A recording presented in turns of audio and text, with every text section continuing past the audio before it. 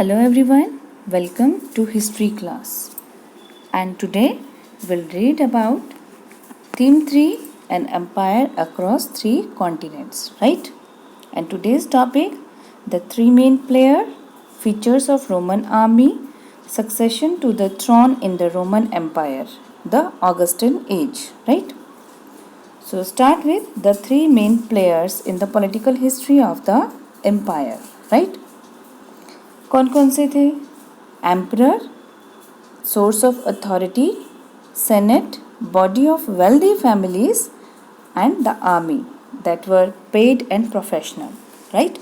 So you were reading in the last chapter, in the last lecture, that was the early empire, right? So regime established by the Augustus, that regime was established by Augustus, the first emperor. तो ये कब हुए थे? 27 BCE में. So he was called the Principate, right? Principate उनको कहा जाता था. Although Augustus was the sole ruler and the only real source of authority, अकेले ही ruler थे, right? और authority के एक real source थे. और the fiction जो उनके बारे में एक fiction रखी गई, कल्पना रखी गई, क्या चीज़? That he was actually only the leading citizen. ठीक है कि वो एक leading citizen है, मतलब कि लेटिन में इसको बोला जाता है प्रिंसेप, राइट? तो वो अकेले ही एक लीडिंग सिटीजन है, right? Not the absolute ruler, वो रूलर नहीं है, वो एक सिटीजन है, right? So this was done out of respect for senate, ठीक है? तो ये सेनेट के रेस्पेक्ट के लिए था, the body which had controlled Rome earlier, क्योंकि ये सेनेट वो थे जो रोम को पहले क्या करते थे? कंट्रोल करते थे, right? And in the days when it was a republic, and you very well know about the Republic, right? Republic क्या था? Republic was the name for a regime in which the reality of power ले with the senate, ठीक है? Republic में जो power होती थी ना, ये सेनेट के हाथों में होती थी.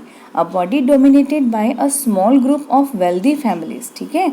स्मॉल ग्रुप होते थे वेल्दी फैमिली के, who form the nobility, right? And in practice the republic represented the government of nobility exercised through the body called the senate, right? Republic lasted from 509 BC to 27 BCE, ठीक है ना? तो Republic जो है ये 509 BC से 27 BC तक चला, जहाँ की हमने ऑगस्टस के बारे में पढ़ा था, फर्स्ट एम्परर थे 27 BC में, राइट? तो जिन्होंने अपने आप को प्रिंसिपेट कहलाया, जो कि राजा ना होके एक लीडिंग सिटीजन था, ठीक है? So when it was overthrown by Octavian, the adopted son and their Julius and heir of Julius Caesar, right? Heir of Julius Caesar के उत्तराधिकारी थे, who later change his name to Augustus, ठीक है ना? Octavian ने अपना नाम बाद में क्या रख दिया? Augustus. The membership of the senate was for life and wealth, and office holding counted for more than birth, right? So the senate had existed in the Rome for centuries. आपने देखा कि सेंचुरीज तक इन्होंने rule किया, and had been and remained a body representing the aristocracy, right? So that is the wealthiest families of Roman and later Italian descent, mainly landowners, right? So most of the Roman histories that survive in Greek and Latin were written by people from a senatorial background, ठीक है? जो कुछ भी हम देख रहे हैं Roman की हिस्ट्री में, ये सारे लोग जो इनकी हिस्ट्री है, हम कहाँ से पढ़ते हैं? सेनेटोरियल बैकग्राउंड जो लोग थे ना, उन्होंने लिखा है. So from this it is clear that emperor were judged by how they behave toward the senate, right? तो एम्परर जो राजा महाराजा होते थे, ठीक है, जो रूल करते थे, वो किस तरह से जज किए जाते थे? उनका जैसा बिहेवियर होता था टुवर्ड्स द सेनेट, ठीक है? So the worst emperor were those who were hostile to the senatorial class. तो बुरा राजा वही होता था जो इनके लिए बुरा होगा, behaving with suspicion and brutality and violence, right? So many senators yearned to go back to the days of republic. तो बहुत सारे सेनेटर ऐसे थे जो जाना चाहते थे रिपब्लिक के दिनों में, but most must have realized that this was impossible, ठीक है ना? बहुत जनों को पता था कि ये impossible है, राइट? सो नेक्स्ट आपने ये पढ़े थे कि जो होते थे एम्परर होते थे, ठीक है। तो नेक्स्ट टू द एम्परर, पहले आपने पढ़ा एम्परर ऑगस्टस, देन सेनेट पढ़ा, then next to the emperor and senate the other key institution जो थे इंपीरियल रूल के, वो कौन थे? आर्मी, राइट, कौन थे? Army. So unlike the army of its rival in the Persian empire which was a conscripted. So here children, you very well know about the term conscripted, right? Conscripted army is one which is forcibly recruited, ठीक है, जो ज़बरदस्ती जिसको सेना में भर्ती करना बोलते हैं, ठीक है। तो military service is compulsory for certain groups और categories of the population, right. तो कॉन्स्क्रिप्टेड आर्मी होती थी ये, एंड द फीचर्स जो हैं इनके अगर हम देखें, the Roman had a paid professional army. तो रोमन जो थी, इनकी आर्मी जो थी पेड प्रोफेशनल्स थी, ठीक है ना। जबकि हम देखते हैं, हमने ये पढ़ा कि जो पर्शियन थी ये होती थी कॉन्स्क्रिप्टेड होती थी, राइट।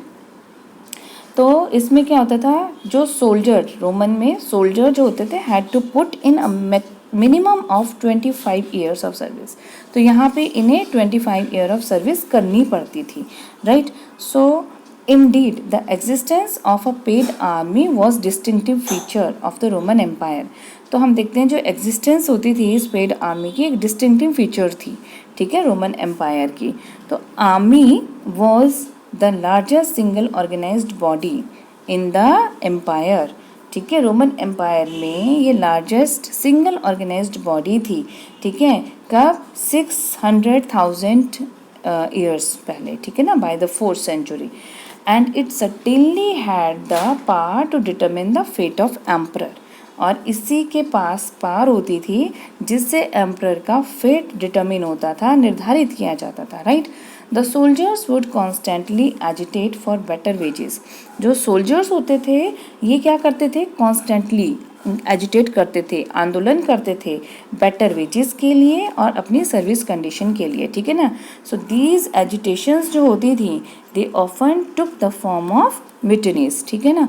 तो अक्सर क्या होता था, ये जो एजिटेशन होती थी ये जो सोल्जर का एक विद्रोह होता था, सैनिक विद्रोह की फॉर्म में कन्वर्ट हो जाता था, राइट।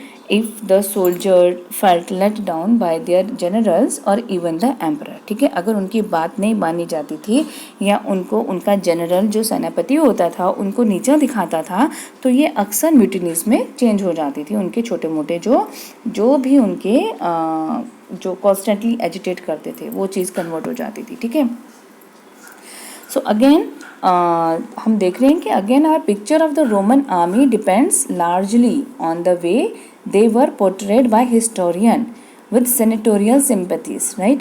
तो senate hated and feared the army, ठीक है। तो सेनेट जो थे, army was hated by the senators, ठीक है, but of course because it was a source of often unpredictable violence, ठीक है। अनप्रेडिक्ट होती थी ना, तो उसका सोर्स होती थी, राइट। एंड क्योंकि आर्मी कब भी वायलेंस हो जाए, specially in the tense condition of 3rd century, क्योंकि 3rd century में जो टेंस कंडीशन बनी ना उसका कारण। So when government was forced to tax more heavily to pay for its mounting military expenditure, जब इन्होंने क्या करा, एक्सपेंडिचर के लिए, ठीक है ना, टैक्स को हैवी पे करना शुरू, टैक्स हैवी देना शुरू कर दिया, ठीक है ना। तो इस वजह से आप देख रहे हो कि किस तरह से टेंस्ड कंडीशन में वायलेंस हो जाता था, right. So you can say emperor, aristocracy and the army, ठीक है। emperor, aristocracy, ठीक है, and army, they were the 3 player, ठीक है। So it can be also asked in the paper, ठीक है, क्या क्या कौन से 3 प्लेयर थे? emperor, aristocracy and army, right? aristocracy, senator, right? So they play important part in political history of empire, right? So next you can see the success of the individual emperor depended on their control of the army. तो success होती थी किस पे? Control of the army पे, कि army का कितना control है। And when the armies were divided, जब आर्मी को डिवाइड किया जाता था, and when the armies, result क्या होता था? Usually was civil war. जब आर्मी को डिवाइड करते थे तो रिजल्ट होता था सिविल वॉर, जिसको हम बोलते हैं गृह युद्ध, राइट।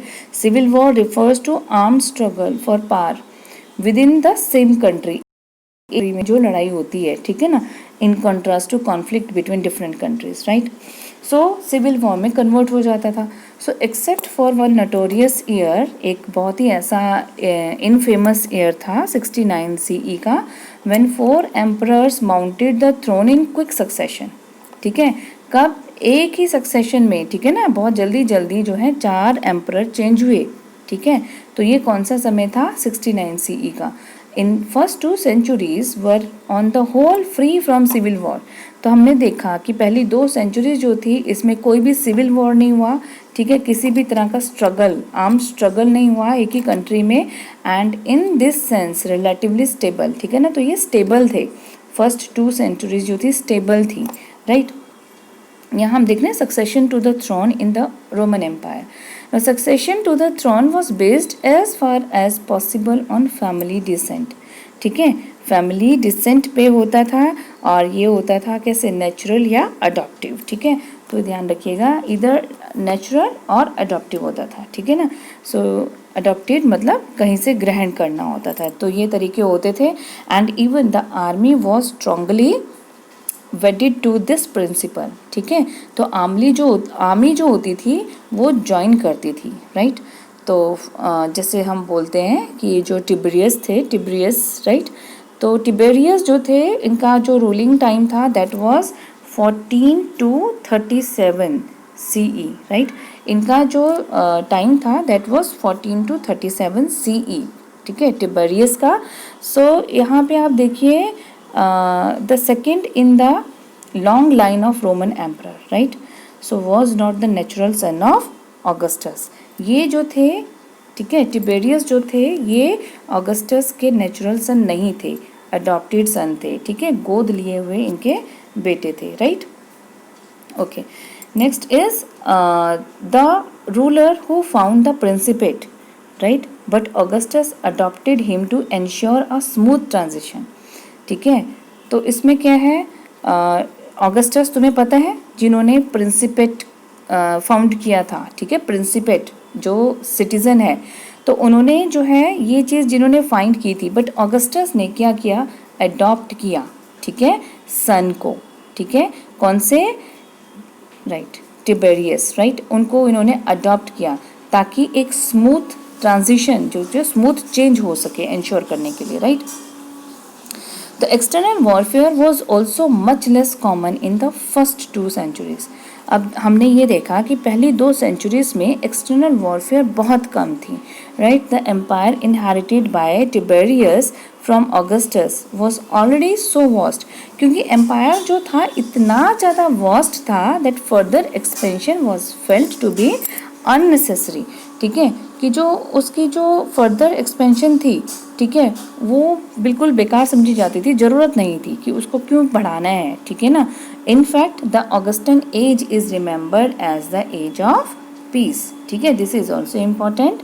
तो किसकी एज को रिमेंबर किया जाता है as the age of peace? It is Augustan, right. Augustan age को रिमेंबर किया जाता है age of peace, right. So just like it also helped in after decades of internal strife, right, and centuries of military conquest. तो ये जो है internal strife जो conflict थी, राइट, और सेंचुरी ऑफ मिलिट्री कॉन्क्वेस्ट, ठीक है ना, जो जीतें होती थी मिलिट्री की, ठीक है। तो it brought peace after decade, तो इस तरह से हम देख रहे हैं कि पीस आया आफ्टर डिकेड्स, इतने टाइम तक जो अंदर का ये स्ट्राइफ चल रही थी और सेंचुरीज ऑफ मिलिट्री कॉन्क्वेस्ट चल रहे थे।